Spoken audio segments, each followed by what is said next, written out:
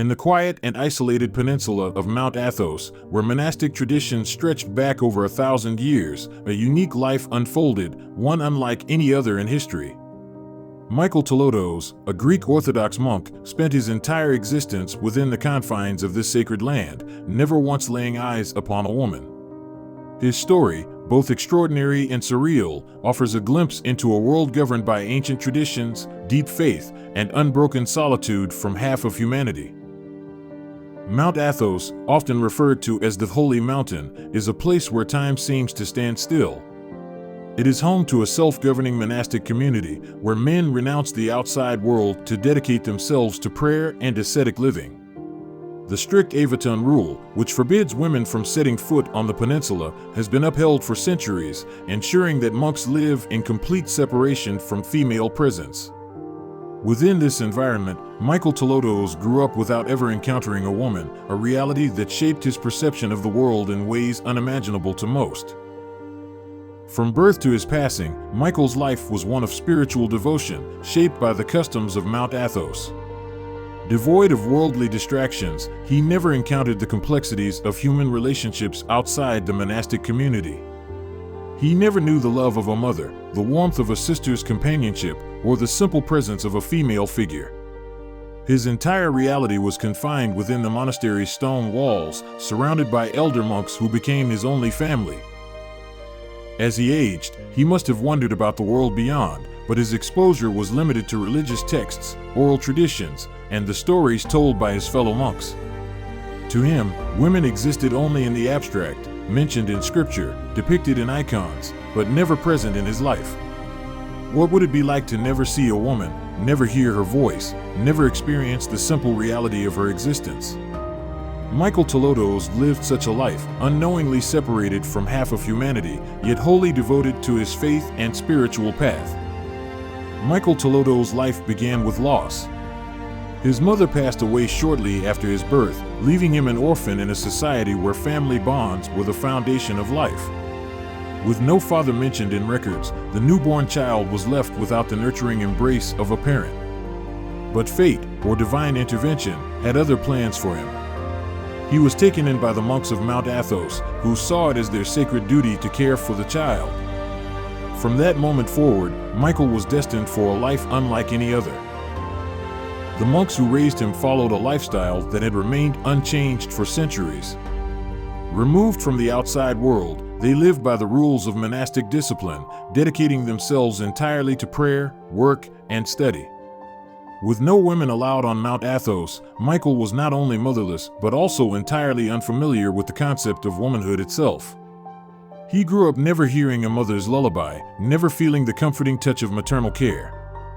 Instead, his caregivers were the elder monks, whose rough hands had spent years tending to the monastery's fields and manuscripts. Life within the monastery was austere but structured. Michael was immersed in monastic traditions from infancy. The monastery bells dictated his days, calling him to prayer before dawn, signaling meal times, and guiding him through the rituals of the Orthodox faith. Unlike other children who grow up with toys and playful distractions, his world was filled with the scent of incense, the echo of Byzantine chants, and the solemn beauty of religious icons that adorned the monastery's walls. As he grew, he must have realized that his upbringing was different, but without any frame of reference, he had no way of knowing what he was missing. The monks taught him scripture, instilling in him a deep reverence for God. He learned to read and write, copying religious texts by hand, one of the many ways monasteries preserved their sacred knowledge. He tended the gardens, worked in the kitchen, and followed the rhythms of monastic life with unquestioning devotion. Despite the hardships of a secluded existence, Michael never knew any other way of living. His childhood was spent in the company of monks who saw him as one of their own. The only love he ever knew was the brotherly care of his fellow monastics and the divine love preached in the scriptures. He grew into a young man without ever having seen a woman, without ever questioning why his world was different. To him, this was simply the way life was meant to be. As Mihailo Tolotos transitioned from childhood to adulthood, his life became fully immersed in the traditions of the monastery. Unlike most men who choose monasticism after experiencing the outside world, Michael had never known anything beyond the high stone walls of Mount Athos. To him, the monastery was not a retreat from temptation, but the only reality he had ever known. His days were structured by an unchanging cycle of prayer, work, and contemplation, reinforcing a sense of stability and purpose that defined his existence. The daily routine of a monk was rigorous. Mornings began in darkness, long before sunrise, with the resonant tolling of the monastery's bells. Michael, like his brethren, would rise from his wooden cot, wrap himself in his simple robe, and make his way to the candlelit chapel. Here, he would join the other monks in chanting Byzantine hymns, their deep voices echoing through the ancient walls. Hours were spent in prayer and meditation, their minds fixed on the divine rather than the material world. Following the morning liturgy, the monks would begin their daily labor. Each man had a duty, and Michael, like the others, participated in maintaining the self-sufficient monastic community. He tended to the monastery's gardens, growing olives, grapes, and wheat to sustain his fellow brothers. Some days, he worked in the scriptorium, copying sacred texts by hand, his fingers stained with ink as he preserved the knowledge of the church. Other days, he helped prepare simple meals of bread, vegetables, and cheese, eaten in silence as an act of humility and reflection. Despite the physical demands of his tasks, there was a tranquility in the monastic way of life. The absence of distractions allowed for deep spiritual contemplation. Each moment was a step closer to God, and for Michael, there was no alternative path to consider. His world was contained within the monastery's walls, his mind shaped by the wisdom of the elders who guided him. Unlike other monks, who struggled with memories of their past lives, Michael had no temptations to resist, no longing for a world he had never seen. Yet, one question lingers: did Michael ever wonder about the world beyond Mount Athos? Did he ever look across the sea and feel a sense of curiosity? Or was his mind so wholly devoted to faith that such thoughts never arose? His life was one of unwavering discipline and simplicity, free from the conflicts of worldly attachments. Whether this was a blessing or a deprivation remains a question left unanswered, locked within the silent halls of the monastery where he spent his entire existence. As Michael Tolotos matured, he must have become aware of the existence of women, but only in the most abstract sense. Unlike the other monks, who had once lived in the outside world before choosing a life of solitude, Michael had no memories of women, no mother, no sisters, no glimpses of female villagers before entering the monastery. To him, the idea of womanhood existed only through scripture, religious icons, and the hushed conversations of his elder brethren. In Mount Athos, even images of women were rare. The only significant female presence in the monastery's teachings was the Virgin Mary, the most revered figure in Orthodox Christianity. She was honored as the protectress of the Holy Mountain, and every monk was expected to hold her in the highest regard. Icons of the Virgin adorned the monastery walls, and prayers were often directed to her. Yet, Michael had never seen a living woman, never heard a feminine voice, and never experienced the nuances of human relationships that existed outside his isolated world. Did he ever wonder what a woman looked like? Were they merely distant figures in his imagination, formed from the descriptions given by the elder monks?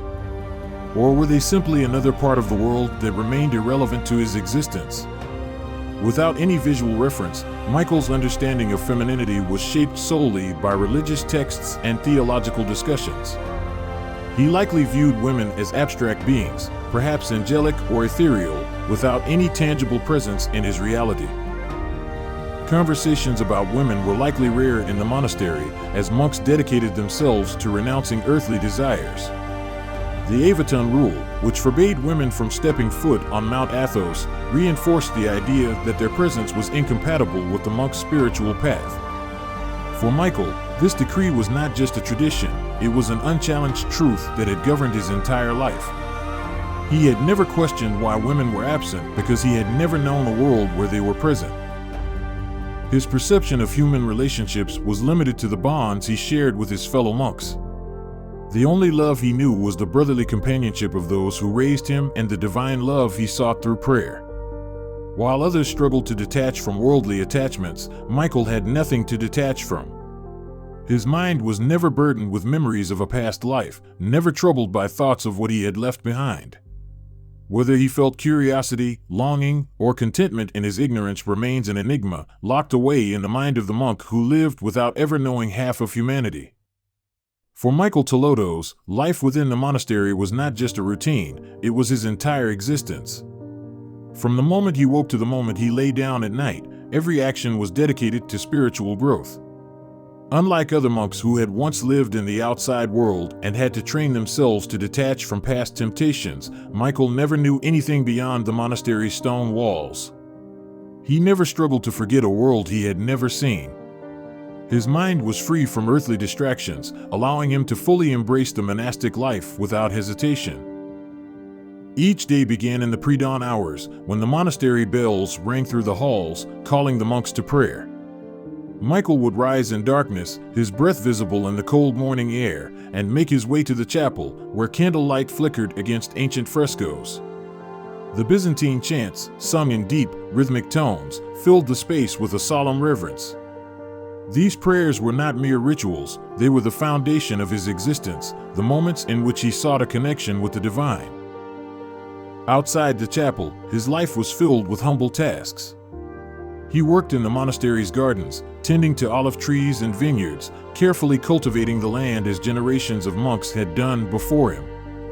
He learned the art of beekeeping, harvesting honey in silence, treating every small task as an act of devotion.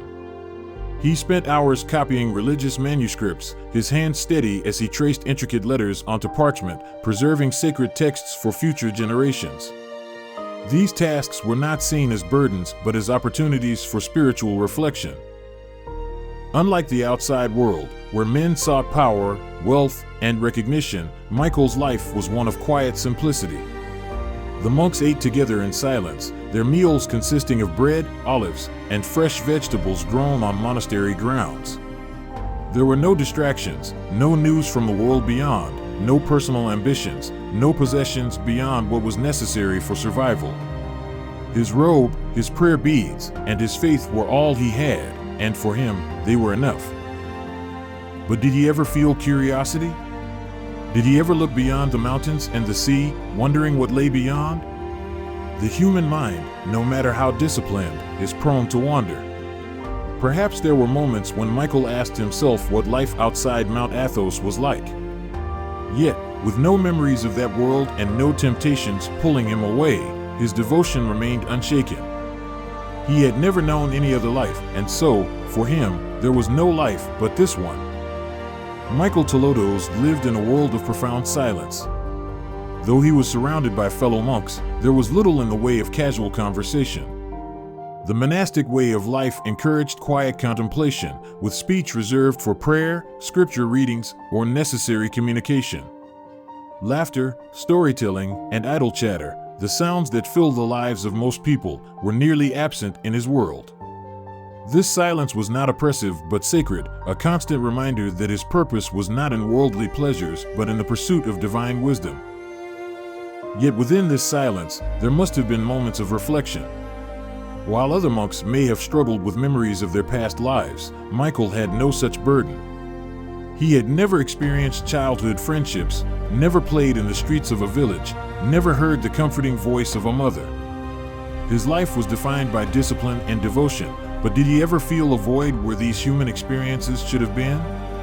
Or was his heart so immersed in faith that such thoughts never took root? His perception of time, too, was different from that of most men. There were no seasons marked by festivals or family gatherings, no birthdays celebrated with loved ones, no milestones of worldly achievement. Time, for Michael, was measured by the rhythm of monastic life, the tolling of the church bells, the cycles of fasting and feasting dictated by the Orthodox calendar, the rising and setting of the sun over the Aegean Sea. Decades passed in this unchanging routine, each day mirroring the one before it, each prayer connecting him more deeply to God. Even in death, Michael was destined for solitude. Monks of Mount Athos were traditionally buried in simple graves, their bodies left to rest in the quiet earth, marked only by a wooden cross. Over time, Their bones were exhumed and placed in an ossuary, a final act of humility that reinforced the impermanence of earthly existence. Michael must have known that, like those who came before him, his body would one day join the countless others who had lived and died within the monastery's walls.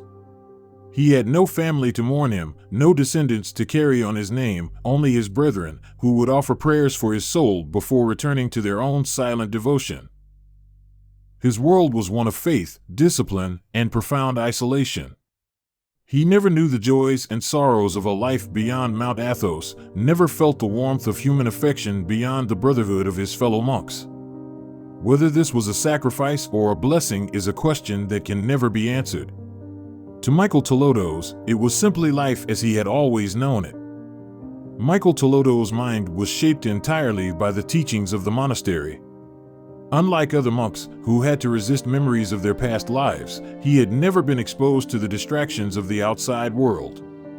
His thoughts were filled with scripture, his heart devoted solely to God. He never wrestled with emotions tied to family, romantic love, or personal ambition. His spiritual path was unwavering, not because of discipline alone, but because there was nothing in his experience to challenge it. The absence of worldly experiences meant that his understanding of life was purely monastic. While most people develop their perspectives through interactions, relationships, and personal struggles, Michael's view was confined to the teachings of the Church. The only history he knew was that of the saints, the only lessons he learned were those inscribed in sacred texts. His mind, unclouded by earthly concerns, was like a vessel filled only with devotion. Yet, human nature is complex. Did Michael ever question his way of life? Did he ever wonder what lay beyond the monastery walls? Even the most faithful monks, who had once lived among society, were known to struggle with doubts. However, for Michael, there was no alternative to consider. He had never spoken to a merchant, never listened to a traveler's tale, never even heard of the joys and sorrows that shaped the lives of ordinary people. His understanding of the world was purely theoretical, drawn only from religious instruction. Perhaps this lack of exposure protected him from doubt. Without ever seeing a woman, he never knew desire. Without experiencing luxury, he never longed for wealth. Without witnessing war, he never feared conflict. His mind was free from the burdens that troubled many, allowing him to remain focused solely on his spiritual purpose. But was this true enlightenment, or was it simply ignorance? Was he spared from temptation, or was he deprived of the wisdom that comes from overcoming it? No one can say whether Michael's life was one of purity or one of deprivation. His mind remained untouched by the world, but in doing so, he never had the chance to explore the depths of human experience. His existence was like an unwritten page, free from sin, but also free from the joys, struggles, and triumphs that define most lives. Whether he was blessed or limited remains a question that only he, in his silent moments of prayer, could have answered. As the years passed, Michailo Tolotos' life remained the same while the world beyond Mount Athos changed in ways he would never know. Wars were fought, empires rose and fell, cities grew, and new inventions reshaped society. Yet within the monastery, none of this mattered. Time moved at a different pace in the sacred refuge where he lived, governed not by worldly events, but by the cycles of prayer, fasting, and worship. For Michael, each day blended seamlessly into the next. The monastery's stone walls, weathered by centuries of wind and rain, stood as silent witnesses to his existence. The sea beyond the cliffs shimmered under the sun, its waves crashing endlessly against the shore, unconcerned with the passage of time. Seasons came and went, the olive trees bore fruit, the snow blanketed the rooftops in winter, and the wildflowers bloomed in the spring. Yet Michael remained unchanged, his routine unwavering, his faith unshaken. In many ways, his life was untouched by the worries that plagued those in the outside world. He never experienced hunger, for the monks ensured that all were fed. He never feared war, for Mount Athos had been a place of peace for centuries. He never struggled with poverty, for he had no need for material wealth. But he also never knew the joy of adventure, the thrill of discovery, or the deep bonds of personal relationships. His world was stable, serene, and unbroken, yet it was also limited to the monastery's walls. Perhaps Michael occasionally looked out at the sea and wondered about the lands beyond. He may have heard passing mentions of faraway places from elder monks who had once traveled before taking their vows. But these were distant stories, like echoes of a world he would never see. His feet had never touched the soil of another land, his eyes had never seen a different horizon. Unlike those who long for adventure, he had no memories of a world beyond the monastery, and so he had nothing to miss. As the years passed, Michael grew older, his hair turning white, his steps slower. But his devotion never wavered. He continued to pray, to work, to follow the same sacred traditions that had guided him since childhood. Time had no hold on him, for his world was eternal, governed by faith rather than fleeting moments. And so, he lived on, untouched by the outside world, moving forward on a path that had been set for him since the moment he was born. As Michael Tolotos entered the final years of his life, the monastery remained his eternal home, a place unchanged by time. While his body aged, his spirit remained devoted, his faith as strong as ever. He had spent decades in the same stone corridors, kneeling in the same chapel, reciting the same prayers. The world outside had transformed in ways he could never imagine, but for him, each day followed the same sacred rhythm. The elder monks who had raised him had long passed, their voices now only echoes in his memory. He had seen generations of young novices arrive, take their vows, and grow into devoted monks, just as he had.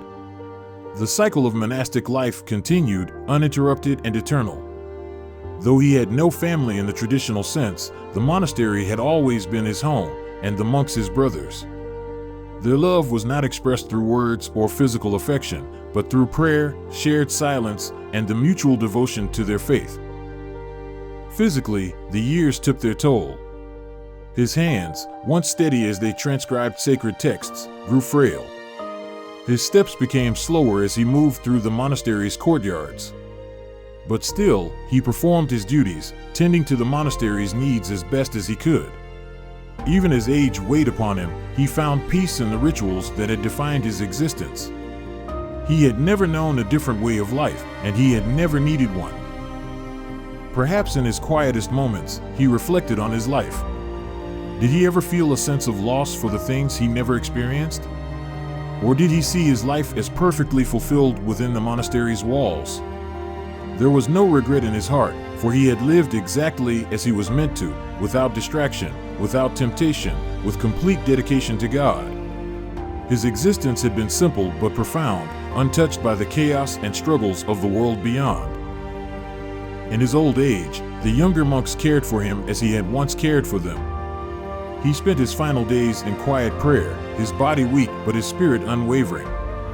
The monastery, with its centuries of tradition, had shaped him into the man he had become, a man who had never known the touch of a mother, the love of a woman, or the life of an ordinary man. His story was one of faith, solitude, and an existence unlike any other.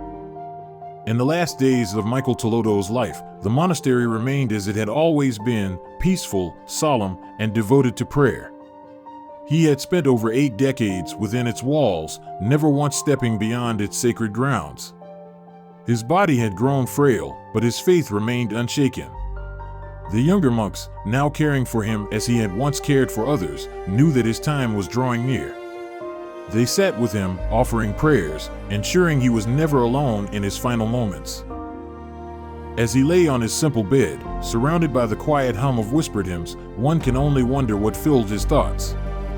Did he feel sorrow for the things he had never known? Or was he at peace, knowing that he had lived a life of pure devotion, free from distraction?